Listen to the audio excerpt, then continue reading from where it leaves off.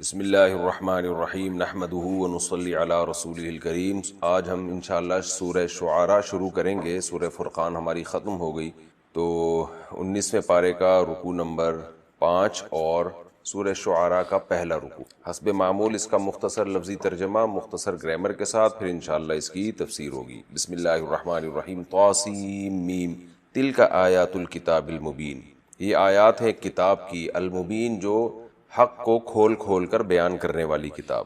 لعلک معنی شاید، لعلک شاید کہ آپ، باخع نفسک اپنی جان کو ہلاک کر دیں گے۔ بخع کہتے ہیں یہ جو نرخرے کے اندر یا گردن کے اندر ایک رگ ہوتی ہے جس کو کاٹا جاتا ہے، تو بخع یبخع کا معنی ہوتا ہے کہ کسی کو ہلاک کر دینا، کیونکہ جب ہلاک کرتے ہیں تو وہ گردن کاٹی جاتی ہے نا، تو باخع ہلاک کرنے والا۔ لعلک باخع نفسک شاید کہ آپ اپنی جان کو ہلاک کر دیں، اللہ یکونوا مؤمنین اس بات پر کہ یہ نہیں ایمان لا رہے۔ اللہ اصل میں تھا ان لا، یعنی یہ علی یہاں محذوف ہے، علی اللہ یکونوا مؤمنین، اس بات پر آپ اپنے آپ کو ہلاک کر دیں کہ یہ لوگ نہیں ہو رہے مومنین ایمان والے، یہ ایمان نہیں لے کر آ رہے، شاید کہ آپ اپنے آپ کو اس بات پر ہلاک کر بیٹھیں۔ ان نشاء اگر ہم چاہیں، نشاء ینشاء، شاء یشاء سے ہے، یہ شاء یشاء، نشاء اصل میں تھا نشیء، نفعلو کی طرح، نضربو کی طرح، نسمعو کی طرح، تو جب آخر میں حمزہ آ گیا تو سوری یہ جو یا ہے نا نشیء میں، یہ میں نے بار بار بتایا تھا نا گرامر کے شروع میں کہ واو الف اور یا یہ حروف چینج ہوتے رہتے ہیں، تو نشیء کو پڑھا جاتا ہے نشاء، اور آخر میں ساکن ہو گیا تو نشا۔ ان نشا یعنی نشیء کو پڑھا جاتا ہے نشاء، نشاء جب آخر میں ساکن ہو گیا تو نشا، یعنی نشا کو بنا دیا نشا۔ ان نشا اگر ہم چاہیں، ننزل علیہم تو نازل کر دیں ان کے اوپر، من السماء آسمان سے، آیتن کوئی نشانی، فظلت ظل یظل اس کا معنی کسی کام میں رہنا، ظل یظل یہ لفظ بھی کئی دفعہ آ چکا ہے، اصل میں تھا ظلیل یظلل کسی کام میں مشغول رہنا، یہ لفظ یہ پہلے آیت ہے کہ ظل وجہہ مسودن، جس کے ہاں بیٹی کی ولادت ہوتی ہے، ظل وجہہ اس کا چہرہ رہتا ہے سارا دن مسودن سیاہ، تو ظلت اعناقہم ان کی گردنیں ہو جائیں لہا اس نشانی کے لیے، خاضعین جھکنے والی، یعنی اگر ہم چاہیں تو آسمان سے ایک ایسی نشانی نازل کر دیں کہ ان کی گردنیں اس کے آگے بالکل جھک جائیں، جھکی رہیں۔ وما یاتیہم من ذکر اور نہیں آتا ان کے پاس کوئی نصیحت نامہ، من الرحمن رحمان کی طرف سے، نہیں آتی ان کے پاس کوئی نصیحت رحمان کی طرف سے، محدث نئی، احداث کا معنی کسی چیز کو پیدا کرنا، محدث جس چیز کو پیدا کیا گیا ہو، جو چیز پیدا ہوتی ہے نئی ہوتی ہے نا، تو محدث نئی چیز، ہر نئی چیز کو بھی کہتے ہیں۔ اور نہیں آتا ان کے پاس رحمان کی طرف سے کوئی ذکر یعنی کوئی نصیحت، محدث نئی نصیحت، الا کانوا عنہ معرضین مگر ہوتے ہیں یہ اس نصیحت سے اعراض کرنے والے۔ فقد کذبوا تحقیق انہوں نے جھٹلایا ہے، فسیأتیہم تو عن قریب آ جائے گی ان کے پاس، انباء خبریں، ما کانوا بہ یستہزئون ان باتوں کی خبریں جس کا یہ استہزاء کیا کرتے ہیں۔ فقد کذبوا فسیاتیہم انباء ما کانوا بہ یستہزئون تحقیق انہوں نے جھٹلایا تو آ جائیں گی ان کے پاس خبریں، ما کانوا بہ یستہزئون اس چیز کی خبریں جس کا یہ استہزاء کیا کرتے تھے، مذاق اڑایا کرتے تھے۔ اولم یروا الی الارض کیا انہوں نے دیکھا نہیں زمین کی طرف، کم انبتنا کتنی ہی اگائی ہیں اس زمین میں ہم نے، من کل زوج ہر طرح کی قسمیں، کریم عمدہ، کریم جب انسان کی طرف نسبت ہوگی تو عزت دار اور سخی اس معنی میں استعمال ہوتا ہے، اور جب چیزوں کی طرف نسبت ہوگی تو عمدہ چیزیں۔ ان فی ذلک لآیہ بے شک اس میں بڑی نشانی ہے، وما کان اکثرهم مؤمنین اور نہیں تھے ان میں سے اکثر لوگ ایمان لانے والے، یا نہیں ہیں ان میں اکثر لوگ ایمان لانے والے۔ وَإِنَّ رَبَّكَ اور بے شک تیرا رب، لَهُوَ الْعَزِيزُ لام تاکید کے لیے، هو العزیز زبردست غالب ہے، الرحیم اور رحم کرنے والا ہے۔ یہ جی بہت چھوٹا سا رکوع تھا، اس کا مختصر لفظی ترجمہ ہو گیا، ہم تفسیر کی طرف چلتے ہیں، آسان ہی ہے۔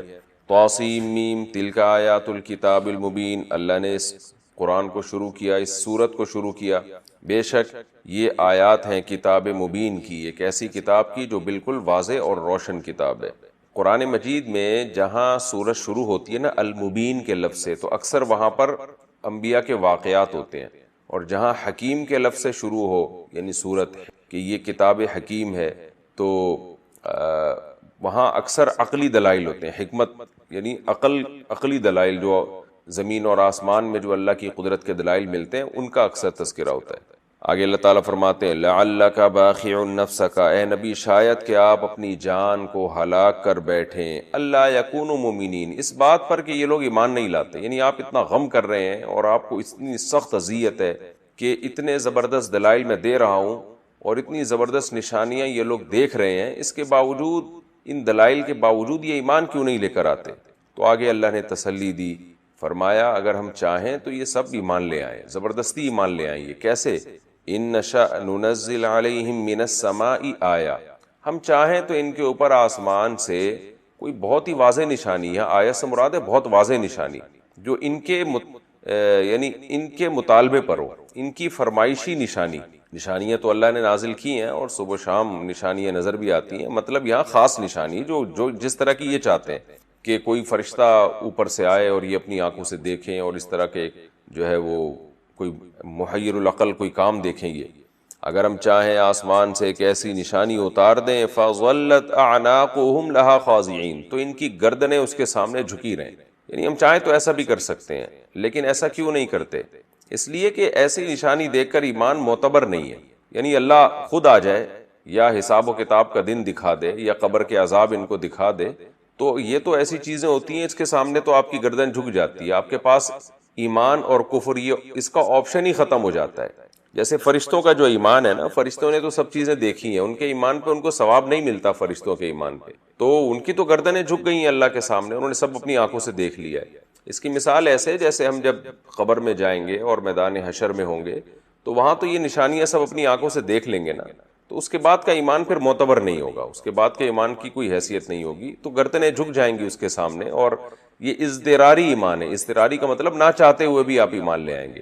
تو اس لیے اللہ تعالیٰ اپنے نبی صلی اللہ علیہ وسلم کو تسلی دے رہے ہیں کہ ہم چاہیں تو اس طرح بھی ان کو مومن کر سکتے ہیں، لیکن فائدہ نہیں ہے، وہ آزمائش نہیں ہے اس میں، تو اس لیے آپ غم نہ کریں، کیونکہ یہ آزمائش کا حصہ ہے۔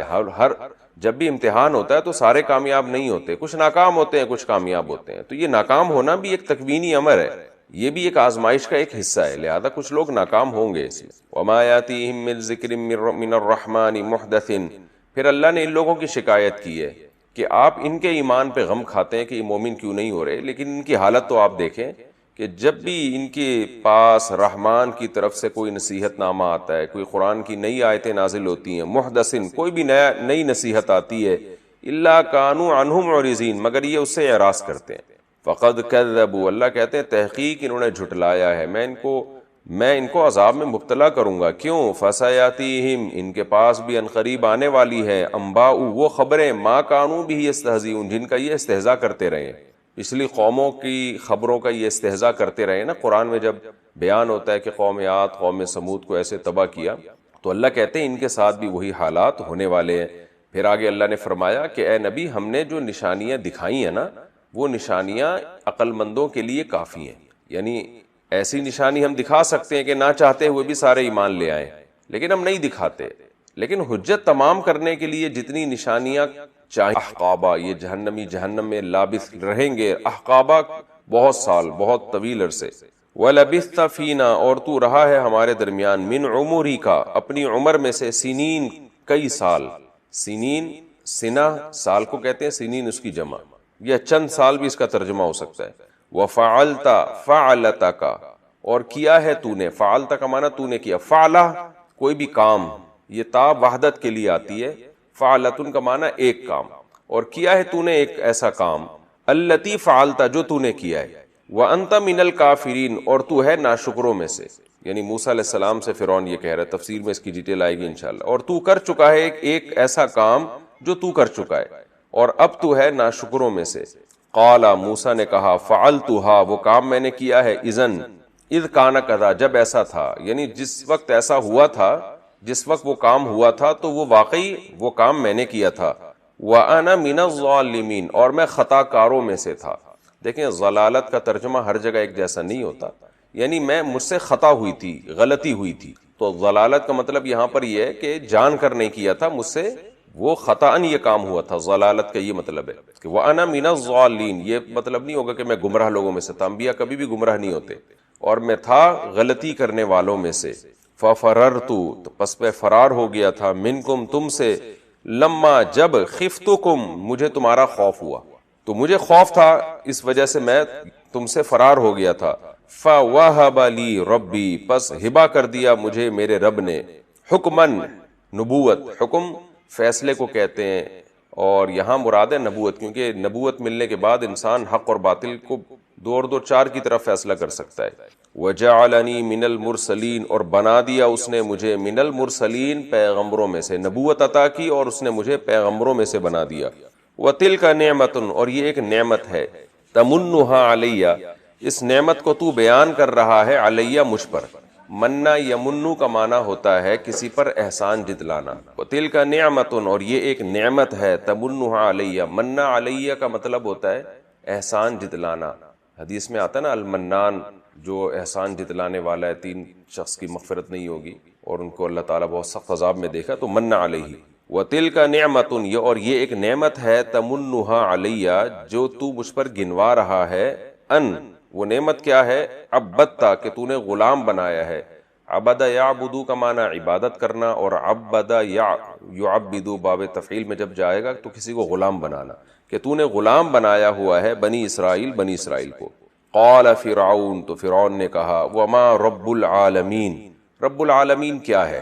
یہاں ماں سے مراد ہے کسی چیز کی ماہیت کو پوچھنا. جب ماہیت کہتے ہیں کسی چیز کو ڈیفائن کرنا، جب ہم کہتے ہیں نا اس کو ڈیفائن کرو تو اس کی ڈیفینیشن کو بیان کیا جاتا ہے. تو فرعون نے سوال کیا کہ رب العالمین کی ڈیفینیشن کیا ہے؟ قال رب السماوات والارض. موسیٰ نے کہا آسمانوں اور زمین کا رب. وما بینہما. اور جو کچھ آسمانوں اور زمین کے درمیان ہے. ان کنتم موقنین. اگر تم یقین کرنے والے ہو. قال. فرعون نے کہا لمن. ان لوگوں سے. حولہ. جو فرعون کے ارد گرد تھے. یہ جو حولہ کا لفظ ہے یہ کئی بار آ چکا ہے نا، میں نے بتایا کہ اردو میں بھی لفظ استعمال کہتے ہیں ماحول. تو ماحول کا مطلب کیا ہوتا ہے؟ ما حولہ، وہ چیز جو ہمارے ارد گرد ہے. تو اردو میں یہ لفظ ما حولہ سے آ کے ماحول کا لفظ بن گیا. قال لمن حولہ. کہا فرعون نے ان لوگوں سے جو اس کے ارد گرد تھے، الا تستمعون. کیا تم سنتے نہیں ہو؟ قال ربکم. موسیٰ نے پھر کہا تمہارا رب. ورب آبائکم الاولین. اور تمہارے اولین باپ دادا کا رب جو پہلے گزر چکے ہیں. یعنی اللہ جو ہے وہ تمہارا بھی رب ہے اور تمہارے جو اولین باپ دادا ہیں ان کا رب. قال. موسیٰ فرعون نے کہا ان رسولکم. لوگو تمہارا جو رسول، الذی ارسل الیکم، جس کو تمہاری طرف بھیجا گیا ہے، لمجنون، وہ مجنون ہے، معاذ اللہ دیوانہ ہے. قال. موسیٰ نے کہا رب المشرقی والمغربی وما بینہما. وہ مشرق کا بھی رب اور مغرب کا بھی رب، اور جو کچھ مشرق اور مغرب کے درمیان ہے ان سب کا رب. ان کنتم تعقلون. اگر تم کچھ عقل سے کام لو. قال. فرعون نے کہا لئن اتخذت. لام تاکید کے لیے، ان اتخذت کا معنی ٹھہرانا. لئن اتخذت الہا غیری. اگر تو نے ٹھہرایا معبود میرے سوا. لأجعلنک. تو میں ضرور بالضرور تجھے بنا دوں گا. من المسجونین. قیدیوں میں سے. سجن عربی میں قید کو کہتے ہیں، یہ لفظ اردو میں بھی استعمال ہوتا ہے. مسجون وہ لوگ جن کو قید کر دیا جائے، مسجونین اس کی جمع. قال. موسیٰ نے کہا اولو جئتک. کیا میں لے کر آؤں اگر تیرے پاس، بشیء مبین، ایک واضح چیز. یعنی اگرچہ میں ایک واضح چیز بھی، واضح معجزہ بھی تیرے پاس لے کر آؤں، پھر بھی کیا تو مجھے جیل میں ڈال دے گا؟ قال. فرعون نے کہا فأتی بہ. لے آ تو اس معجزے کو. ان کنت من الصادقین. اگر تو سچا ہے. فألقى عصاه. ڈال دی موسیٰ نے اپنی لاٹھی. فإذا هي. اچانک وہ لاٹھی. اذا کے بعد جب جملہ اسمیہ ہوتا ہے نا، پورا ایک جملہ، تو وہ اچانک کے معنی میں ہوتا ہے. فإذا هي. اچانک وہ لاٹھی. ثعبان. اژدہا تھی. مبین. بالکل واضح. ونزع يده. اور کھینچا اپنے ہاتھ کو، یعنی گریبان میں ڈال کے جب نکالا اپنے ہاتھ کو. فإذا هي. اچانک یہ ہاتھ. بیضاء. سفید تھا. ابیض کی جمع، ابیض کی مؤنث آتی ہے بیضاء. للناظرین. دیکھنے والوں کے لیے سفید چمک رہا تھا. یہ لفظی ترجمہ ہو گیا. بہت آسان رکوع ہے. میں اب اس کی تفسیر کی طرف چلتا ہوں. سورہ شعراء میں اللہ نے کیا فرمایا شروع میں کہ اگر ہم چاہیں تو آسمان سے کوئی ایسی واضح نشانی ان کو دکھا دیں کہ اس کے سامنے ان کی گردنیں جھک جائیں. پھر اللہ نے فرمایا کہ پچھلی امتوں میں نے بھی اسی طرح مذاق اڑایا ہے اور ان کو اللہ نے ہلاک کیا، تباہ و برباد کیا. تو ان مشرکین کو ڈرنا چاہیے کہ ان کے ساتھ بھی وہ حالات نہ ہو جائیں. یاتیہم انباء ما کانوا بہ یستہزئون، وہی خبریں ان کے پاس بھی نہ آ جائیں، یعنی وہی ہلاکتیں ان کو بھی نہ ہو جائیں. تو انہی واقعات میں سے اللہ نے اب موسیٰ علیہ السلام کا واقعہ بیان کیا کہ کیسے فرعون نے حضرت موسیٰ کو جھٹلایا اور کیسے تکبر کیا، اور بالآخر فرعون کا انجام کیا ہوا. وَإِذْ نَادَىٰ رَبُّكَ مُوسَىٰ، اور اس وقت کو یاد کرو جب رب نے موسیٰ کو پکارا، أَنِ ائْتِ الْقَوْمَ الظَّالِمِينَ، کہ اے موسیٰ جا تو ایک ظالم قوم کے پاس، قوم فرعون، فرعون کی قوم کے پاس، أَلَا يَتَّقُونَ، وہ ڈرتے کیوں نہیں ہیں. قَالَ رَبِّ إِنِّي أَخَافُ أَن يُكَذِّبُونِ، حضرت موسیٰ نے کہا اے اللہ مجھے اس بات کا خوف ہے کہ وہ میرا انکار کریں گے، وہ نہیں مانیں گے میری بات. وَيَضِيقُ صَدْرِي، اور میرا سینہ تنگ ہوتا ہے. ضیق صدر کہتے ہیں کہ جب کوئی آپ کے اوپر آپ کی استطاعت سے زیادہ کوئی کام ڈال دیا جائے تو وہ کرتے ہوئے آپ کا سینہ تنگ ہوتا ہے. اس کے بالکل اپوزٹ میں آتا ہے شرح صدر، خوش دلی کے ساتھ اور آپ بالکل کانفیڈنس کے ساتھ ایک کام کر رہے ہوتے ہیں، اس کو شرح صدر کہا جاتا ہے. کہتے ہیں نا اس معاملے میں اللہ نے مجھے شرح صدر ہو گیا ہے. وَيَضِيقُ صَدْرِي، اور میرا سینہ تنگ ہوتا ہے. وَلَا يَنطَلِقُ لِسَانِي، اور میری زبان بھی نہیں چلتی. حضرت موسیٰ علیہ السلام کی زبان میں زیادہ فصاحت و بلاغت نہیں تھی تو میری زبان بھی نہیں چلتی. فَأَرْسِلْ إِلَىٰ ہارون، آپ یہ پیغام ہارون کی طرف بھیج دیں. حضرت موسیٰ نے پہلے تو یہ دعا مانگی تھی کہ ہارون کو پیغمبر بنا دیں، لیکن سورہ طٰہٰ سے پتہ چلتا ہے کہ جب یہ اللہ نے یہ آپ کی ریکویسٹ قبول نہیں کی تو پھر حضرت موسیٰ نے دعا مانگی کہ اخی ہارون هو افصح منی لسانا ارسلہ معی یرد ان، تو اسے میرا ساتھی بنا دیں آپ، یعنی دونوں کو نبی بنا دیں. فارسل الی ہارون، تو آپ ہارون کو پیغمبر بنا دیں. ولہم علی ذنب، اور ان فرعونیوں کے لیے مجھ پر ایک گناہ ہے، ایک جرم ہے. وہ جرم کیا ہے کہ حضرت موسیٰ علیہ السلام سے قبطی کا قتل ہو گیا تھا، اور اسی قتل کی وجہ سے حضرت موسیٰ علیہ السلام فرار ہوئے، اور اب مدین سے 10 سال کے بعد واپس آ رہے تھے اس امید پر کہ لوگ بھول چکے ہوں گے. تو اللہ نے وہیں سے موسیٰ علیہ السلام کو بھیج دیا فرعون کے پاس. تو حضرت موسیٰ علیہ السلام کو اس بات کا خوف تھا کہ بھئی میرے اوپر تو پہلے سے ایک کیس بنا ہوا ہے. فَأَخَافُ أَن يَقْتُلُونَ، مجھے تو اس بات کا خوف ہے کہ مجھے پہنچتے ہی قتل کر دیں گے، تبلیغ کا تو مجھے موقع ہی نہیں دیں گے. قَالَ كَلَّا، اللہ نے فرمایا ہرگز ایسا نہیں ہے. ان باتوں میں سے کچھ بھی نہیں، یعنی نہ تو ایسا ہوگا کہ ہم ہارون کو نبی بنائیں اور آپ کو نہ بنائیں، اور نہ ایسا ہوگا کہ فرعون آپ کو قتل کر دے، تو یہ ہرگز نہیں ہو سکتا. فَاذْهَبَا، آپ دونوں جاؤ، بِآیَاتِنَا، میری نشانیوں کے ساتھ، اِنَّا مَعَكُمْ مُسْتَمِعُونَ، میں آپ کے ساتھ سب کچھ سن رہا ہوں، کسی چیز سے میں غافل نہیں ہوں، مجھ پر اعتماد اور توکل کرو.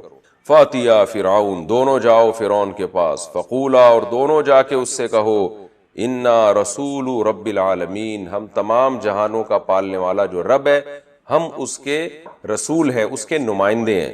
کس بات، کیا پیغام لے کر آئے ہیں؟ ان ارسل معنا بنی اسرائیل، کہ آپ ہمارے ساتھ بنی اسرائیل کو بھیج دیں، اس پہ ظلم نہ کرو، بنی اسرائیل کو بھیج دو ہمارے ساتھ، ہم نئے ملک میں ان کو بسائیں گے. جو ظلم ان کے اوپر کیا ہوا ہے کہ ان کے نومولود بچوں کو تم قتل کر دیتے ہو اور عورتوں کو غلام بنا دیتے ہو، باندیا بنا کے غلام بنا کے رکھتے ہو، یہ ظلم چھوڑ دو.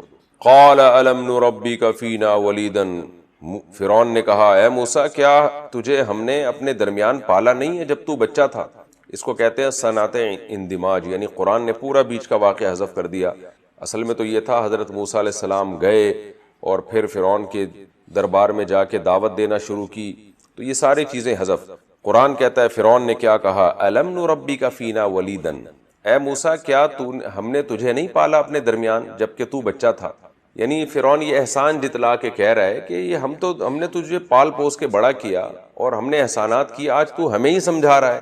جیسے کوئی کسی کو سمجھانا شروع کر دے نا تو دوسرا اس کو اپنے احسانات گنوانا شروع کر دیتا ہے. وَلَبِثْتَ فِينَا مِنْ عُمُرِكَ سِنِينَ، اور تو ہمارے درمیان کئی سال رہا ہے، کئی سال تو نے ہمارے محل میں پلا بڑھا ہے، تو ہمیں کیسے سمجھا سکتا ہے. وَفَعَلْتَ فَعَلَتَكَ الَّتِي فَعَلْتَ، اور تو نے وہ ایک کام بھی کیا جو تو نے کیا ہے، یعنی قتل. یعنی فرعون بھی دیکھیں کیسی ہوشیاری سے نا اس قتل کا تذکرہ نہیں کر رہا. جب آپ کسی کو نیچا دکھانے پر آتے ہو نا تو آپ کا انداز یہی ہوتا ہے، آپ اسی طرح سے تانے دیتے ہو کہ تجھے وہ پتہ ہے نا تو نے کیا کیا تھا وہ، یعنی اس کے بعد تو اب تیرا حق بنتا ہی نہیں ہے کہ تو ہمیں نصیحت کرے، تبلیغ کرے. اگر تو پھر بھی نصیحت کرے گا تو میں بتا دوں گا لوگوں کو کہ وہی ہے جس نے ہماری قوم کے ایک آدمی کو قتل کیا تھا اور ناحق قتل کر کے یہ فرار ہوا تھا. تو یہ انداز تھا فرعون کا حضرت موسیٰ علیہ السلام کو نیچا دکھانے کا. وَفَعَلْتَ فَعَلَتَكَ الَّتِي فَعَلْتَ، اور تو نے کیا ہے وہ ایک کام جو تو نے کیا ہے. وَأَنْتَ مِنَ الْكَافِرِينَ، اور اب تو ناشکرے لوگوں میں سے، یعنی ریاست کا جرم بھی کیا اور اس کے بعد ہمارے تجھ پر احسانات بھی ہیں، اور اس کے بعد آ کے تو اب ہمیں نصیحت کر رہا ہے، تو یہ تو بڑی ناشکری ہے. قال فعلتها اذن، حضرت موسیٰ نے فرمایا ہاں میں نے اس وقت وہ کام کیا تھا، مجھ سے انسانی جان کا قتل ہوا تھا. وانا من الضالین، لیکن میں خطا کاروں میں سے تھا، غلطی ہوئی تھی مجھ سے، جان بوجھ کر میں نے قتل نہیں کیا. انسان سے غلطی ہو سکتی ہے، اور غلطی سے کوئی غلطی ہو جانا یہ نبوت کے منافی نہیں ہے. انبیاء سے بھی اس طرح کی غلطیاں ہو سکتی ہے، انسان ہے وہ. آپ ڈرائیونگ کر رہے ہوتے ہیں، کوئی بندہ آ جاتا ہے گاڑی کے نیچے، آپ فائر کر رہے ہوتے ہیں، وہ فائر کسی کے لگ جاتا ہے، تو قتل خطا کے احکام قرآن و سنتیں اس لیے بیان کی ہیں کہ یہ انسانوں سے اس کا صدور ممکن ہے. تو مجھ سے خطا ہوئی تھی. فَفَرَرْتُ مِنْكُمْ، تو اس خطا کی بیس پہ میں تم سے فرار ہوا. لَمَّا خِفْتُكُمْ، جب مجھے تم سے خوف ہوا، مجھے خوف تھا کہ تم مجھے قتل کر دو گے، اس لیے میں ملک چھوڑ کر فرار ہو گیا. فَوَهَبَ لِي رَبِّي حُکْمًا، تو ہبا کر دی اس کے بعد میرے رب نے مجھے نبوت. وَجَعَلَنِي مِنَ الْمُرْسَلِينَ، اور پیغمبروں میں سے مجھے میرے رب نے بنا دیا. اور رہا یہ، یعنی حضرت موسیٰ نے اس اشکال کا جواب دیا کہ جو بندہ مجھ سے قتل ہوا تھا یہ سب کو معلوم ہے کہ میری اس سے کوئی ذاتی دشمنی نہیں تھی اور نہ میں قاتل ہوں. تو یہ سب کو یہ بات معلوم ہے کہ یہ سب کچھ غلطی سے ہوا ہے. کیوں؟ یہ دیکھیں اس کی واضح علامت یہ ہے نا کہ مکے سے کسی کو قتل نہیں کیا جاتا، مکہ مار کے کوئی کسی کو قتل نہیں کرتا. جس نے قتل کرنا ہوتا ہے وہ آلہ جارحہ کا استعمال کرتا ہے، چاقو کا، چھری کا، یا اور کسی چیز کا استعمال کرے گا. اگر کوئی کسی کو تھپڑ لگاتا ہے اور وہ مر جاتا ہے تو یہ تھپڑ لگانے والے کو یہ نہیں کہتے یہ قاتل ہے، یہ ظاہر غلطی سے ہی ہوا ہے. اور اسی آیت سے امام حنیفہ رحمہ اللہ نے قتل خطا کے جو ہے نا اس کے احکام مستنبط کیے کہ اگر کوئی شخص کسی کو پتھر سے مار کے قتل کر دے یا ہاتھوں سے مار کے قتل کر دے تو قاتل سے قصاص نہیں لیا جائے گا، کیونکہ ایک شبہ پیدا ہو گیا ہے.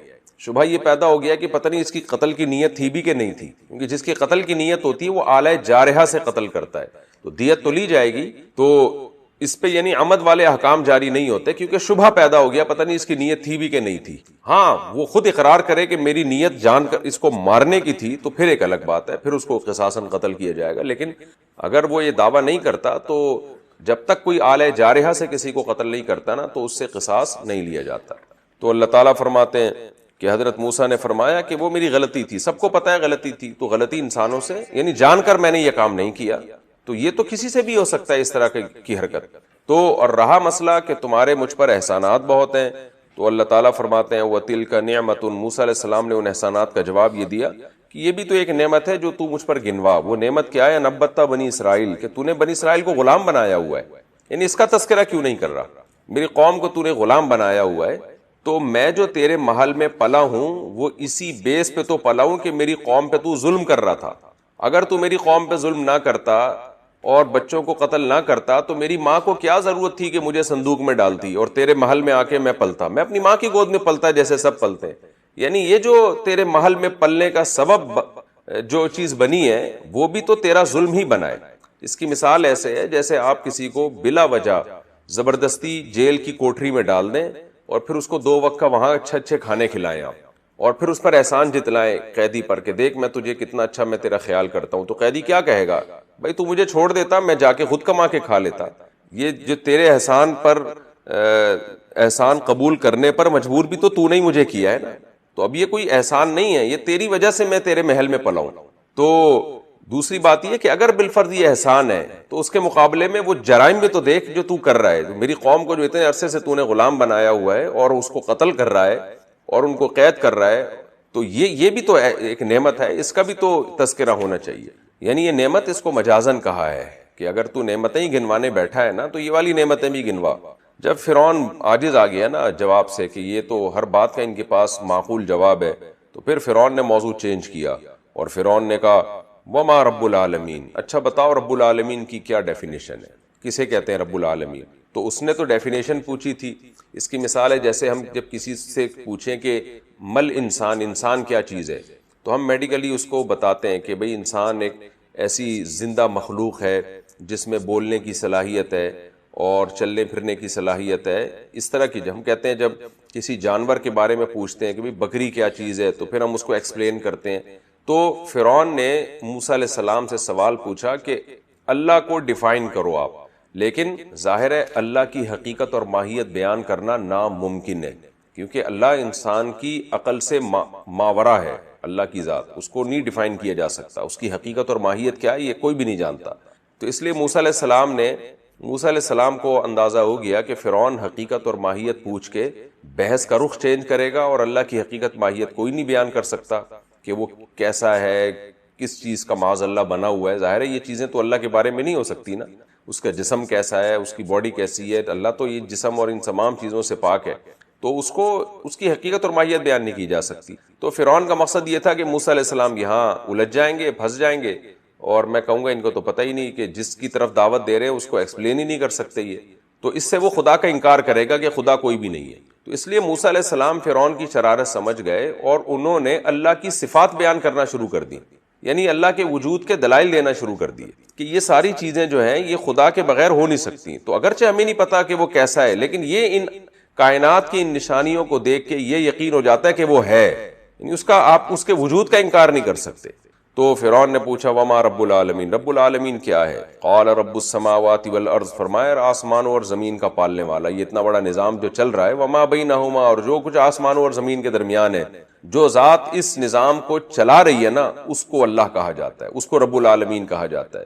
ان کنتم موقنین، اگر تم یقین کرنا چاہو، یعنی یقین کرنا چاہو تو یہ دلائل تمہارے لیے کافی ہے کہ یہ پوری کائنات میں تمہیں ایک مینجمنٹ نظر آئے گی، ایک نظم نظر آئے گا. یہ مینجمنٹ کسی مینیجر کے بغیر نہیں ہو سکتی، مخلوق خالق کے بغیر نہیں ہو سکتی. فرعون نے جب دیکھا کہ میں نے سوال ان سے کچھ اور پوچھا ہے، جواب میں یہ کوئی اور جواب دے رہے ہیں، تو فرعون نے لوگوں سے کہا لمن حولہ، جو اس کے ارد گرد لوگ بیٹھے ہوئے تھے ان سے کہا الا تستمعون، تم سنتے نہیں ہو، یہ کیا بات کر رہے ہیں، میں ان سے سوال کیا پوچھ رہا ہوں، یہ جواب کیا دے رہے ہیں. جیسے ہی فرعون خاموش ہوا، موسیٰ علیہ السلام نے پھر تقریر کی، قال ربکم ورب آبائکم الاولین، وہ تمہارا پالنے والا اور تمہارے باپ داداؤں کو پالنے والا. پالنے والے کا مطلب پیدا بھی کیا اور پالا بھی ہے ان کو. جب پیدا ہوئے تھے ماں کی چھاتیوں میں دودھ پیدا کیا تاکہ پلے یہ، پھر آسمان سے بارشیں برسائیں، زمین سے نباتات پیدا کیے، تو یہ پالنے والا ہے نا. تو یہ آٹومیٹیکلی تھوڑی ہو رہا ہے یہ سارا نظام، کہ یہ کیسا اتفاق ہے کہ بچہ پیدا ہوتا ہی ماں کی چھاتیوں میں دودھ آ رہا ہے، اور دودھ بھی ایسا آ رہا ہے جو بچے کے لیے اس سے بہتر اس کائنات میں کوئی چیز ہو ہی نہیں سکتی. تو فطرت اتنی ذہین ہے جو یہ سب کچھ کر رہی ہے. تو کیونکہ فرعون جو تھا نا وہ تو نیچر کو ہی خدا کہتا تھا نا، یعنی نیچر کی وجہ سے ہو رہا ہے، تبھی اس نے دعویٰ کیا کہ میں معبود ہوں. ظاہر ہے نیچر کو تو کوئی نہیں پوجے گا، نیچر کی تو کوئی آنکھ ناک کان نہیں ہوتے. تو وہ ملحد تھا، ایتھیسٹ تھا فرعون. اس لیے موسیٰ علیہ السلام جو ہے فرعون کے سامنے اللہ کے وجود کے دلائل دے رہے ہیں. جس نظریے کا ہوتا ہے نا تو اس پر اسی نظریے کے حساب سے رد کیا جاتا ہے، کیونکہ وہ ایتھیسٹ تھا، ملحد تھا، خدا کے وجود ہی کا منکر تھا. تو اس لیے موسیٰ علیہ السلام نے فرمایا ربکم ورب آبائکم الاولین، جو تمہیں پالا جس نے اور تمہارے باپ داداؤں کو پالا. قالا، فرعون نے کہا ان رسولکم الذی ارسل الیکم لمجنون، اے لوگو تمہاری طرف جس کو پیغمبر بنا کے بھیجا گیا ہے معاذ اللہ وہ دیوانہ ہے، وہ مجنون ہے. مجنون ہے، میں اس سے کچھ پوچھ رہا ہوں اور وہ اس کائنات کے بارے میں ایکسپلینیشن شروع کر دی اس نے، تو یہ مجنون ہے. حضرت موسیٰ جیسے فرعون خاموش ہوا، حضرت موسیٰ نے پھر فرمایا رب المشرق والمغرب وما بینہما، مشرق اور مغرب کے درمیان جو کچھ ہے سب کا پالنے والا ہے وہ. ان کنتم تعقلون، اگر تم عقل سے کام لو. پھر فرعون کو آ گیا غصہ. حضرت موسیٰ یہ کچھ کیوں کر رہے تھے؟ حضرت موسیٰ اس لیے کر رہے تھے کہ لوگ اللہ کی بڑائی سنتے نہیں ہیں. اب تک لوگوں نے فرعون ہی کی طاقت، اس کا دبدبہ، دنیا، دولت، عزت، شہرت، یہ چیزیں سنی ہیں. تو یہاں یعنی مصر کے جو ایلیٹ کلاس کے لوگ ہیں، وہ لوگ جن کے پاس جن کے ہاتھ میں مصریوں کی نبض ہے، جو قوم کی تقدیریں بدل سکتے ہیں، وہ لوگ اس وقت یہاں موجود ہیں. تو ان لوگوں کے سامنے اللہ کی بڑائی بیان کرنے کا شاید ایسا موقع مجھے دوبارہ نہ ملے، لہذا اللہ کی کبریائی بیان کرو تاکہ ان کے دل ہل جائیں کہ ہم آج تک کس انسان کو پوجتے رہے ہیں، کس کی عبادت کرتے رہے ہیں، اصل تو وہ ہے جو یہ کائنات کو چلا رہا ہے. تو فرعون کی شرارت یہ تھی کہ موسیٰ علیہ السلام کو ٹاپک چینج کروائے وہ، اور وہ اللہ کی کبریائی بیان نہ کرے. تبھی فرعون کبھی کہتا ہے کہ لوگوں تمہیں دیکھتے نہیں ہو، کیا کہہ رہے ہیں، یہ کیسی باتیں کر رہا ہے یہ موسیٰ معاذ اللہ. اور پھر کبھی کہنے لگا، فرعون نے کہا یہ تو مجنون ہے، اور پھر کہنے لگا کہ پھر آخر میں دھمکی دینے پہ آ گیا. تو یہ حضرت موسیٰ علیہ السلام کی حکمت تھی کہ وہ فرعون کی الجھائی ہوئی بحث میں الجھ نہیں رہے تھے، بلکہ وہ اپنا کام کیے چلے جا رہے تھے. جب فرعون نے دیکھا کہ یہ خاموش نہیں ہوتے اور اللہ کی بڑائی بیان کرتے ہیں تو پھر فرعون دھمکی دینے پر آ گیا. یہی ہوتا ہے باطل آدمی، جب دلائل کی دنیا میں ہارتا ہے تو پھر بد کلامی بد تہذیبی پہ اتر آتا ہے. لیکن اللہ نے اس کا بھی جواب تیار کر کے رکھا ہوا تھا. فرعون نے کہا لئن اتخذت الہا غیری، اگر تو نے میرے سوا کسی اور کو معبود ٹھہرایا، لأجعلنک من المسجونین، اے موسیٰ میں تجھے جیل کی کوٹری میں ڈال دوں گا. قال، حضرت موسیٰ نے فرمایا اولو جئتک بشیء مبین، کیا میں اگر تیرے پاس واضح معجزہ لے کر آؤں اپنی صداقت پہ تو بھی ایسا کرے گا تو؟ دیکھیں کیسی ترتیب چل رہی ہے نا. ایسا نہیں ہے جا کے موسیٰ علیہ السلام نے ڈائریکٹ بات کرنے سے پہلے ہی لاٹھی کو زمین پہ ڈال کے سانپ بنا دیا اللہ تعالیٰ نے اپنی قدرت سے. ایسا نہیں ہے، ہر چیز کو ایک ترتیب سے کیا جا رہا ہے. اولو جئتک بشیء مبین، کیا میں تیرے پاس واضح معجزہ لے کر آؤں تو بھی کیا تو کیا جا رہا، بالکل نیچر کے خلاف. اب جب ان لوگوں سے آپ بات کرو جو ملحد ہے نا، جو اللہ کو نہیں مانتے، ایتھیسٹ، یہ کبھی یورپ کے قانون، امریکہ کے قانون پر اعتراض نہیں کریں گے. ان کو اسلام ہی نظر آتا ہے. جو اسلام جو بالکل نیچر کی دعوت دے رہا ہے اس پہ نبی کی شادیوں پہ اعتراض کریں گے، ٹھیک ہے نا. اور یورپ جو گے سیکس کی اجازت دے رہا ہے، اتنی بے حیائی، اس پہ بات کبھی بھی نہیں کریں گے. یہ بات کریں گے نبی صلی اللہ علیہ وسلم نے اتنی شادیاں کی، تو نکاح کی ہے نا، شادیاں کی نا. مرد کو تو، عورت کو تو اللہ نے پیدا مرد کے لیے کیا ہے، تو اس پہ تو ان کو اعتراض ہوگا. لیکن جو مذہب کو نہیں ماننے والے لوگ جس قسم کے گندے قوانین کو پروموٹ کر رہے ہیں اس پہ انگلیاں نہیں اٹھائیں گے. ایک اسی طرح میری کسی سے بات ہوئی، انہوں نے کہا اس میں خرابی کیا ہے اگر معاذ اللہ لڑکا لڑکے سے، لڑکی لڑکی سے. میں نے کہا جو ہر خرابی کو زبان سے ڈیفائن نہیں کیا جا سکتا. کسی بھنگی کو بتائیں یہ گوں ہے، گندی چیز ہے، وہ کہیں کیوں گندی ہے؟ میں تو روزانہ اس میں گھستا ہوں، مجھے تو بدبو نہیں آتی. تو بھائی تمہاری ناک کا فالٹ ہے یہ. تو یہ جو قانون ہے نا گے سیکس کا، اور یہ جو ہومو سیکس کا قانون جو الاؤ کیا ہے، یہ بغیرتی ابھی رکے گی نہیں. آپ دیکھیں کہ کل یہ لوگ جا کر ان رشتوں سے سیکس کی بھی اجازت دیں گے جو محرم رشتے ہیں، اور پھر اس پر بھی سوال یہ نشان ہوگا کہ اس میں حرج کیا ہے. ابھی وہاں سسٹر سے نکاح الاؤ نہیں ہے، لیکن سوال یہ ہوتا ہے کہ کیوں الاؤ نہیں ہے؟ وہ بھی تو بغیرتی ہے نا. تو چونکہ غیرت آہستہ آہستہ ختم ہوتی ہے، ابھی اتنی ان کی ختم نہیں ہوئی ہے، لہذا انہوں نے محرم رشتوں سے جو ہے نا وہ سیکشل ریلیشن قائم کرنے کی اجازت نہیں دی، لیکن کل اس کی بھی اجازت ہوگی. تو یہ انسان ہے یا یہ گدھا ہے؟ کس طرف قوم کو لے کے جا رہے ہیں؟ تو پیغمبروں کی جو تعلیمات ہیں وہ آپ کو پاکیزگی کی طرف لے کر آتی ہیں. اور واللہ یدعو الی دار السلام، سورہ یونس میں اللہ نے فرمایا اللہ تمہیں سلامتی کے راستے کی طرف بلاتا ہے، جس میں تمہارا کلچر بھی، تمہاری صحت بھی اور تمہاری نیچر بھی محفوظ رہے گی. اور جو اللہ کے علاوہ راستے ہیں وہ تمہیں تمہاری فطرت اور نیچر سے ہٹاتے ہیں. اس لیے ہم آپ کو نکاح کی دعوت دیتے ہیں، شادیاں کرو شادیاں. لوگ ہمیں کہتے ہیں یہ ہر وقت یہی باتیں کرتا رہتا ہے، اس لیے کہ اس کو اگر ابھی جذباتی بن کر معاشرے میں پروموٹ نہیں کیا گیا نا تو ہمارا انجام وہی ہوگا جو ان لوگوں کا انجام ہے. کیونکہ نکاح کے خلاف تحریکیں بہت زیادہ چل رہی ہیں. نکاح کو پروموٹ کرنے والی کوئی تحریک مجھے نظر نہیں آتی الا ماشاء اللہ. کوئی بات ہی نہیں کرتا اس پہ جس سنجیدگی کے ساتھ بات کرنی چاہیے. گرل فرینڈ کو دھڑا دھڑ معاشرے میں کلچر چل رہا ہے، گرل فرینڈ بوائے فرینڈ. تو یہ کیا بےہودگی ہے بھائی؟ یہ تو لوط علیہ السلام نے قوم کو سمجھایا، قوم کی سمجھ میں نہیں آیا. تو اللہ فرماتے ہیں پھر ہم نے لوط علیہ السلام کو فرشتوں کو بھیجا. لوط علیہ السلام کے پاس انسانی شکل میں خوبصورت فرشتے تھے. لوط علیہ السلام کے پاس آئے، پریشان ہو گئے کہ وہ تو یہ نوجوان خوبصورت لڑکے ہیں. لوط علیہ السلام کی بیوی نے جا کے لوگوں کو بتا دیا کچھ خوبصورت لڑکے آئے ہوئے ہیں ہمارے گھر میں، وہ بھی اس بے حیائی میں ان کے ساتھ ملی ہوئی تھی. تو جاءت رسولنا لوطا سیء بہم، لوط علیہ السلام کا سینہ تنگ ہونے لگا، بہت پریشان ہوئے. وقال ھذا یوم عصیب، آج بڑا مشکل دن ہے، کیونکہ غیرت مند آدمی اپنی مہمان کی بے عزتی برداشت نہیں کرتا. مہمان ہے بھائی میرے گھر میں، اب باس دیکھو اللہ کی رحمت کے اپنے پیغمبر کو پہلے پریشان کر رہے ہیں، کیونکہ پریشان کرنے کے بعد جو خوشی سنائی جاتی ہے اس میں خوشی زیادہ ہوتی ہے. اس میں خوشی کیا ہوتی ہے؟ زیادہ ہوتی ہے. اللہ نے کہا ابھی پیغمبر کی آخری آزمائش ہے، ذرا اچھی طرح سے ان کو آزماؤ. ایک طرف مدد کے وعدے، ایک طرف پیغمبر کہیں گے اللہ میں ساری زندگی ان کو سمجھاتا رہا، مجھی کو آزمائش میں ڈال دیا، میرے گھر مہمانوں کو آزمائش میں ڈال دیا. ہوگا نا؟ لیکن پیغمبر اللہ سے شکایت نہیں کرتے کہ بھئی اللہ کی طرف سے آزمائش ہے. بس برداشت کرو. تو لوط علیہ السلام کو تو یقین تھا کہ یہ لڑکے ہیں, تو کہنے لگے لوط علیہ السلام ھذا یوم عصیب, بہت سخت دن ہے آج. اور قوم کو مخبری ہوئی, وہ دوڑتے ہوئے آ رہے ہیں اور کہنے لگے کہ یا وہ خوشی خوشی سے نا آ گئے کہ خوبصورت لڑکے آئے ہیں. لوط علیہ السلام نے کہا اولائی بناتی ان کنتم فاعلین, اے لوگوں یہ میری قوم کی بیٹیاں ہیں, عورتیں ان سے نکاح کرو نا. تو ہماری قوم اس وقت ہوتی نا تو وہ یہی کہتی لوط علیہ السلام سے جو ہم پر طنز کیے جاتے ہیں, ہم یہاں شادیوں پہ بیان سننے کے لیے بولو بھائی نہیں آئے. وہ لوط علیہ السلام سے کیا کہتی, ہم یہاں نکاح کی فضیلت اور شادیوں پہ بیان سننے کے لیے نہیں آئے. تو آپ دیکھیں انٹرنیٹ پر بےہودہ چیزیں, لڑکوں سے دوستیاں بھی, گرل فرینڈ کا سسٹم بھی. جب ان کو بات کرو کہ نکاح کرو تو نیچے کمنٹس میں ہوتا ہے مفتی صاحب ہم شادیوں پر بیان سننے کے لیے, بولو بھائی نہیں بھائی. مجھے پتا ہے آپ برے نہیں ہیں, لیکن معاشرے میں برائی بہت تیزی سے پھیل رہی ہے, تو اس کو پروموٹ کرنا پڑے گا. تو لوط علیہ السلام نے بھی کہا بھائی ہن اطہر لکم, یہ پاکیزہ راستہ ہے نکاح کا, یہ پیغمبروں کی سنت ہے, یہ نیچر ہے. ہر دور میں شریف اور خاندانی لوگ نکاح کر کے زندگی گزارتے ہیں کہ نہیں گزارتے.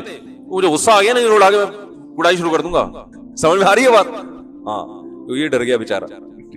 تو خاندانی ہونے کی علامت ہے آپ کے بال بچے ہوں, سمجھ رہے ہو, یہ فیملی والا آدمی اچھا ہوتا ہے اللہ کی نظر میں.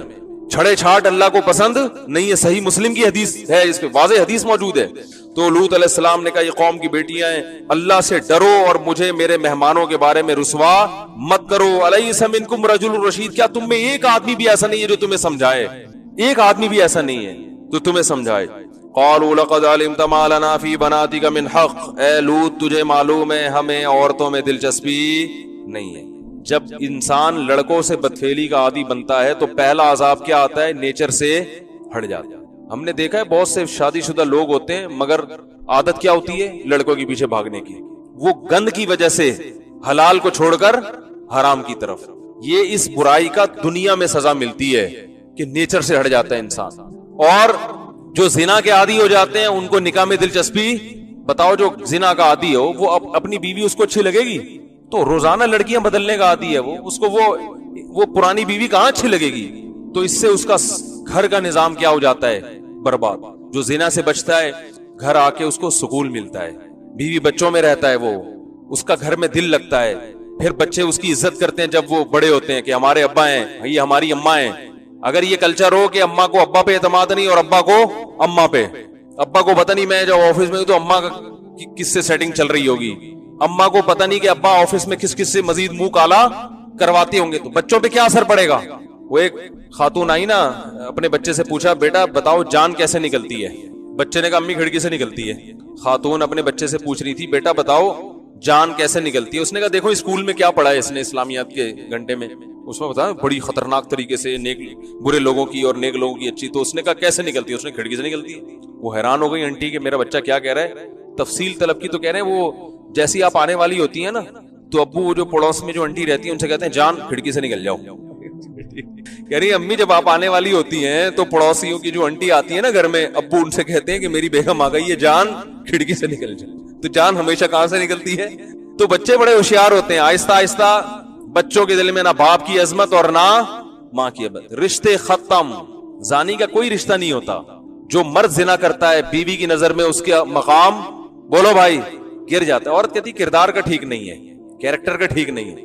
تو وہ رشتے ہی تو ہوتے ہیں انسان کو جو انسان بناتے ہیں. سب ختم, اکیلا پھر گانے گاتا ہے میں اکیلا ہوں, میں بڈھا ہوں, میں کیا ہو گیا, میں اکیلا ہوں. تو ایسے کیسز آ رہے ہیں, باپ کا جنازہ ہے بیٹا پڑھ نہیں رہا, کہہ رہا دفنا دو یار لے جا کے. یہ ہو رہا ہے پاکستان میں, ہونا شروع ہو گیا ہے. اور یہ مالداروں کے یہاں ہو رہا ہے, غریبوں میں نہیں دیکھا ہم نے. ابا کا جنازہ, ایک صاحب چوکیدار تھے, انہوں نے وہ چوکیداری چھوڑ دی. پٹھان ڈرائیور تھا ہمارے مدرسے کا. میں نے کہا یار اتنے بڑے بنگلے میں تمہیں ڈرائیونگ ملی ہوئی تھی, تم چھوڑ کر آ گئے. اس نے کہا یار اس کے ابا کا انتقال ہوا, میں نے بتایا اس کے بیٹے کو کہ آپ کے ابا ہاسپٹل میں ڈیتھ ہو گئی ہے. اس نے کہا کوئی بات نہیں یار, وہ پیسے جمع کرا دوں گا میں, کفن دفن کا انتظام کرو. اٹھا نہیں کم بخت سوتا ہوا. یہ کراچی کی بات بتا رہا ہوں میں, ایریا نہیں بتاؤں گا. وہ ایریا والے پہ بولتے ہیں ہمیں بدنام کر رہے ہو. یہ دولت مندوں کے ہاں یہ شروع ہو گیا ہے. رشتے ختم, پیسہ پیسہ پیسہ, بس سمجھ رہے ہو.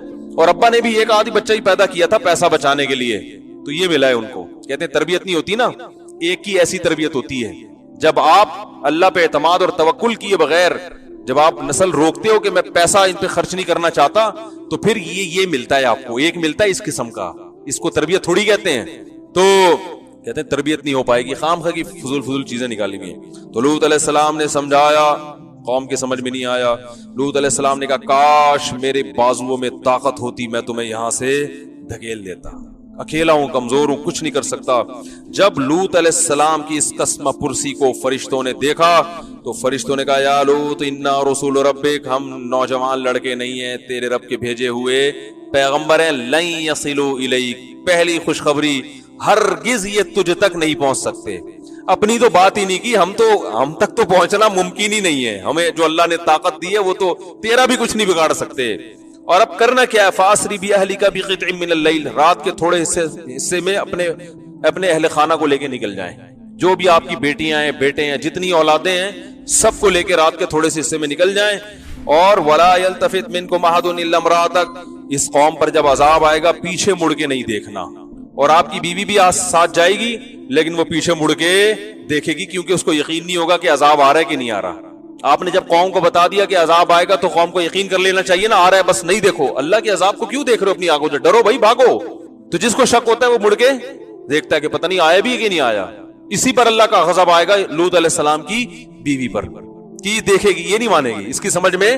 تو جو لبرل عورتیں ہیں نا ان کو اپنا میاں سمجھ میں نہیں آتا. اس سے بھی پتہ چلتا ہے جو لبرل عورتیں ہیں نا، جو مذہب مخالف ہیں، میاں جتنی اچھی باتیں کریں ان کی سمجھ میں نہیں آتا. اور اسی طرح الٹا معاملہ ہے، بیوی دیندار ہے، وہ میاں کو، اب آج کسی نے بتایا کہ ان کے رشتہ دار تھے اسماعیلی، بیوی بھی اسماعیلی تھی. ہو گئے نا، اب کیا کریں، واقعہ تو مکمل کرنا ہے نا. وہ جے ٹی آر والوں نے بولا ہے کہ شارٹ کرو اس کو، مختصر کرو، سارا ٹائم آپ ہی پی جاتے ہو بیٹھ کے. تو اب واقعہ تو مکمل کرنا ہے نا یار. تو مجھے یہ ان کا ایجنٹ معلوم ہو رہا ہے، ایسے ہی ایجنٹ ہونے کے الزام لگتے ہیں نا. تو کیا کہہ رہا تھا یار، وہ اسماعیلی تھے، اسلام قبول کرنے کا ارادہ کیا، پورا اسلام سمجھ میں آ گیا کہ میں قبول کرتا ہوں، لیکن بتایا اپنے بھتیجوں کو کہ یار وہ نا میری بیوی سے میں وہ نہیں مان رہی، تو مسئلہ ہے، گھر کے حالات خراب ہو جائیں گے، گھریلو ماحول خراب ہوگا. بیوی کے ڈر سے اسلام قبول نہیں کیا. انتقال ہو گیا، انتقال کے بعد بیوی مسلمان ہو گئی. کتنی حسرت کی بات ہے. میں نے کہا یار اس بیوی کو تو مسلمان ہونے کے باوجود دل چاہ رہا ہے کہ جنت میں جائے، کیا کریں؟ اب ہم تو نہیں جہنم میں بھیج سکتے نا، دل چاہ رہا ہے کہ یہ جنت میں جائے، اب کیا کہہ سکتے ہیں. تو ان کا میاں اس کو کیسا قیامت کے دن پکڑے گا، کمبخت تو خود جنت میں جا رہی ہے، مجھے تو نے مروا دیا. میں جب مسلمان ہونے کی بات کرتا تھا تو کہتی تھی نہیں ہماری فیملی ہے، ہمارا خاندان ہے، اور مجھے اسی کفر میں مر گیا اور خود کیا ہو گئی، مسلمان ہو گئی. اللہ کرے جنت میں جائے، ہم تو یہی دعا کریں گے اللہ کرے جنت میں جائے. تو وہ سنتی ہیں ان کی اہلیہ بیان نا، تو جنت میں جانے کی دعا کر رہا ہوں میں. تو باقی یہ ان کے میاں کی غلطی ہے کہ ایک مخلوق کی خاطر اللہ کو ناراض. کیسے گھاٹے کا سودا. جب آپ کو اسلام سمجھ میں بھی آ گیا، ساری زندگی کی آپ مصیبت برداشت کر رہے ہو دنیا کے چند تھوڑی سی جو ہے نا وہ عزت کی خاطر یا خاندان کے ریلیشن کی خاطر، یہ بے وقوفی کی بات ہے. تو لوط علیہ السلام نے سمجھایا، اللہ نے کہا کہ نکل جاؤ. وہ قوم، لوط علیہ السلام نکل گئے، لیکن لوط علیہ السلام نے کہا کہ اس قوم پر عذاب تو صبح آئے گا، صبح میں تو بہت ٹائم ہے. اتنا یعنی پریشان ہو گئے تھے، بھائی جلدی کچھ کریں. تو انہوں نے فرمایا الیس الصبح بقریب، اے لوط صبح کا وقت ان قریب آنے والا ہے، بہت تھوڑا ٹائم ہے، بس آپ نکلیں اور صبح صادق کی کرن پھوٹتے ہی ان کے اوپر اللہ کا عذاب آئے گا. اللہ فرماتے ہیں فلما جاء امرنا جعلنا عالیہا سافلہا، جیسے ہی ہمارا عذاب آیا لوط علیہ السلام نکلے ہیں، ہم نے زمین کے اوپر کے حصے کو نیچے کا کر دیا، ایسے الٹ دی زمین، اور ان پر پھر آسمان سے پتھر بھی برسے ہیں. مسومۃ عند ربک وما ہی من الظالمین ببعید. اللہ نے صحابہ سے خطاب کیا، یہ تمہاری بستیوں سے زیادہ دور نہیں ہے. جب یہ شام کے سفر ہوتے تھے اور یمن کا سفر ہوتا تھا نا، تو ان اسفار میں اس طرح کی بستیاں درمیان میں آیا کرتی تھی. آج بھی یہ بستیاں موجود ہیں، قوم عاد کی، قوم سمود کی، جس پر سعودی حکومت نے وہ نشانات لگا دیے ہیں. تو اللہ فرماتے ہیں الٹے ہوئے لوگ ہیں، تھوڑی سی عیاشی کی خاطر اپنی جو ہے نا آخرت ہمیشہ کے لیے تباہ کر دی. اللہ تعالی ہمیں اس عذاب سے بچنے کی توفیق عطا فرمائے. اور یاد رکھو، ایک منٹ صبر کرو ذرا، یہ جو برائی ہے نا یاد رکھو. آج لوگ کہتے ہیں کہ یہ فحاشی کے سے بچنے کا طریقہ ہے کہ علماء کے بزرگوں کے بیانات سنا کرو، بد نظری سے بچنے کے لیے خانقاہ میں جا کے سر جھکا کے بیٹھا کرو، اللہ اللہ کیا کرو. یہ ضروری ہے بے شک، لیکن یہ اصل علاج نہیں ہے. بھوک کا اصل علاج کیا ہے؟ روٹی ہے. समझ रहे हो? अब एक आदमी को भूख लग रही है, चोरी करने का दिल चाह रहा है, उधर पराठा उसका अंडा यहाँ से खींचने का, जब भूख लगती है तो ऐसा ही होता है ना। इफ्तार पे जब हम बैठे होते हैं, आज तो बहुत टफ रोजा था कराची में, इतनी प्यास लग रही थी, इफ्तार पे बैठे बार बार घड़ी देख रहे होते कि नहीं देख रहे होते? मुअज्जिन साहब पे गुस्सा आने लगता है, भाई अजान दे यार, होता है ना, कैसा दिल चाह रहा होता है, या अल्लाह, दुआ भी मांग रहे होते हैं तो नजर। अब कोई क्या है, ये लालची लोग हैं जो यहाँ बैठे हुए हैं दस्तरखान पर, ये ठरकी है माज अल्लाह, इस तरह के अल्फाज इस्तेमाल करें। ओ भाई ये तो नेचर है भाई, भूख लग रही है तो ये रिस्क हमारे लिए, अल्लाह ने एक टाइम बता दिया, इससे पहले नहीं खाना। अब आप कह रहे हो कि चूंकि इसको बहुत दिल चाह रहा है तो अब इसको चाहिए कि उलमा के बयान सुने कि पकोड़े खाना इस्लाम में कितना बड़ा गुनाह है, यही होगा ना भाई? ये नहीं होगा, इससे फायदा नहीं होगा। इससे फायदा जब होगा जब वक्ती तौर पर छुड़वाया जा रहा हो, बताया जा रहा हो भाई चंद घंटे की बात है, सूरज जैसी गुरूब होगा सारे पकोड़े समोसे आपके लिए हैं, फिर इंसान सब्र कर लेता है। तो इससे ज्यादा इंसान मर्द की अट्रैक्शन औरत की तरफ, इससे ज्यादा, तभी पकोड़ों पे कातिलाना लड़ाइयां नहीं होती। औरत के पीछे तो लोग एक दूसरे को मार देते हैं, खुदकुशियां करते हैं, इश्क मुआशके में खंभों से लटक के मर जाते हैं। आप अगर अस्पतालों में जाओ ना, भूख से खुदकुशी करने वालों का रेशो और नाकाम इश्क में खुदकुशी करने वालों का रेशो, नाकाम इश्क के रेशो 99% होगा और भूख से मरने वाले 1% होंगे। समझ रहे हो कि नहीं समझ रहे? ये भाई अल्लाह की तरफ से है। तो इसका हल सिर्फ बयानात सुनना, तबलीग में वक्त लगाना नहीं है, ये भी जरूरी है। इसका असल हल ये कि हलाल इंतजाम करो भाई। एक आदमी को भूख लग रही है, रोटी खाने का दिल चाह रहा है, भाई उसे बोलेगा यार पैसों से खरीद के खा ले, वो कह रहे पैसे नहीं है तो पैसे कमा ले।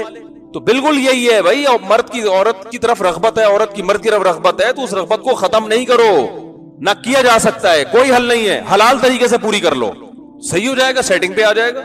फिर भी नहीं आ रहा तो फिर इसमें फॉल्ट है, फिर इसको आप ले जाओ किसी लेबोरेटरी में, भाई इसको तो सेटिंग ही आउट हुई, फिर ठरकी भी बोलो उसको, फिर उसको जो है ना हवस का मरीज भी बोलो, फिर कुछ भी गालियां दो उसको। निकाह किया ही नहीं है एक आदमी ने, आप उसको जो है ना वो निकाह से रोक रहे हो और निकाह को प्रोमोट कर नहीं रहे मुआशरे में। बाप अपने बेटे को शादी करने नहीं देता है, फिर आगे मुफ्ती साहब से शिकायतें लगा रहा है कि ये गलत काम करता है। करना फिर भी हराम है, ऐसा नहीं कि आप कहीं कहें कि मैं आपको सनद दे रहा हूं कि निकाह नहीं हो रहा तो गलत काम कर सकते हैं, उस पे तो अल्लाह का अजाब आएगा। लेकिन निकाह को भी प्रोमोट करना चाहिए, जल्दी निकाह करें। इसमें अल्लाह ने हमें हौसला दिया है कि यकून फुकरा युगनिहुल्लाहु मिन फज़ली, ज्यादा खर्चे वर्चों की टेंशन मत लो। जो अल्लाह पैदा होते ही तुम्हारी माँ की छातियों में दूध पैदा कर देता है ना, जब बीवी घर में आएगा तो 2-4 पराठे का इंतजाम कर देगा उसके लिए। लोग कहते हैं सिर्फ खाने ही थोड़ी होता है, और भी खर्चे हैं, अल्लाह को भी पता है और भी खर्चे हैं, वो कर देगा अल्लाह ताला। जिन्होंने निकाह किया देखो वो अच्छी जिंदगी गुजारने, और जो हमें अपने दोस्तों अहबाब में जो कमा रहे थे अब तक वैसे के वैसे ही, आज तक अपने पांव पे खड़े हो ही नहीं सके, उस कोशिश में ही लगे हुए अपने पांव पे खड़े हो जाए फिर शादी करेंगे। तो उनसे कहते तुम नहीं करोगे, और 2-4 साल रह गए बुढ़ापे के, अब वैसे भी खाम खमे किसी औरत को बेवा बनाने के लिए शादी करना इस्लाम में वैसे भी अच्छा काम नहीं है, तो छोड़ दो, अब ऐसी जिंदगी गुजार लो। तो निकाह की उम्र कम उम्री में निकाह होता है, उसमें जज्बात होते हैं, मोहब्बत होती है। वो आया था ना मीडिया पे, 18 साल लड़के ने 18 साल लड़की से शादी की, देख के खुशी हो रही थी कि नहीं हो रही थी? देख के खुशी हो रही थी यार, इनमें कैसी टूट के मोहब्बत होगी भाई, है ना। और वैसे आप देखो इंटरनेट पे जिन्होंने फेसबुक पे तस्वीरें डाली हुई होती हैं काले कोले लगा के, अक्सर मैं तो निकाह पढ़ाता हूं, अक्सर दूल्हा काला कोला में नहा के आता है, बाल पूरे धक काले किए हुए होते हैं। मैं कहता हूं बेगम के सामने डेटॉल से सर मत धोना, ऐसा साबुन इस्तेमाल करो। एक बेबी शैम्पू आता है वो हल्का फुल्का होता है, उससे नहीं। मैंने कहा लाइफ बॉय से सर नहीं धोना भाग जाएगी पहली रात। और वो कौन सा कम उम्र होती है, वो पूरे डिस्टेंपर के डब्बे लगा के बैठी हुई होती है, पूरे डब डब डब डब जो है ना डिस्टेंपर के डब्बे, पूरे मेकअप वाले तो लाखों रुपए लेके उसको इंसान यानी बनाते हैं कि लगे देखने में। तो वो भी यही है कि वो बस अब कब तक भाई वो डिस्टेंपर और वो सारे इस्त्री की हुई होती है अपने ऊपर तो कम उम्री में शादी करो। मेरा मकसद किसी बड़ी उम्र के लोगों का मजाक उड़ाना नहीं है। इस उम्र में इंसान बाप अच्छा लगता है, माँ अच्छी लगती है। किसी ने क्या कहा है कि जितनी बूढ़ी हो जाए माँ उतनी ज्यादा अच्छी लगती है। तो जो माँ बनने का रिश्ता था, अब आपकी एज इतनी हो गई, अब आपके 8-10 बच्चे पोते नवासे होने चाहिए थे जो आपकी सलवटों को देख के खुश होते हैं कि हमारी माँ बुजुर्ग हो रही है। उस उम्र में इतनी लेट आप शादी करके, और फिर खवातीन ये भी कहती है हमें रिश्ता नहीं मिलता। तो भाई वो नहीं मिलता, वो एक हकीकत है, ग्राउंड रियलिटी। जब निकाह की उम्र थी उस वक्त तो आपको डॉक्टर बनना था, आपको MBA करना था और ये करना था, कर लिया ना तो आपको कंपनी में जॉब अच्छी मिलेगी, बीवी की जॉब आपको अब जरा मुश्किल से मिलेगी। हकीकत है, मर्द का भी ऐसा ही है। तो एक हद है भाई, उसके बाद लोगों को दिलचस्पी खत्म हो जाती है, और होनी भी चाहिए। تو نکاح کو پروموٹ کرو, جلدی نکاح کرو. آج ایک آدمی آئے میرے خاندان میں کوئی بندہ مجھے نکاح نہیں کرنے دے رہا, میں نے کہا جو خاندان سے پوچھ کے کرتا ہے وہ نہیں کرتا نکاح. آج کل خاندان والے نکاح کرنے نہیں دیتے. تو میں نے کہا ابا کو سمجھاؤ, مان جائیں ٹھیک ہے, نہیں مانے کر کے بتا دو, اور ابا کو یہ دلیل دیا کرو, اے ابا آپ کے ابا اگر آپ کو شادی سے روکتے تو آپ میرے ابا بنتے.